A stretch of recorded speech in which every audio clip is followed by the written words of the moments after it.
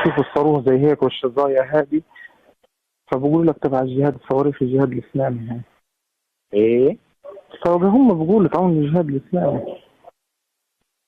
انه من عندنا هذا؟ شكله من عندنا مين اللي بيقول هيك؟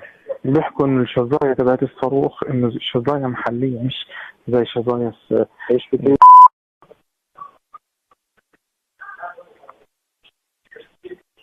سبحان الله، من عندنا ما لقاش غيرين بجرثومة. عاد هذول تلاقيهم من المقبرة اللي ورا دي بثلاث محط فيهم.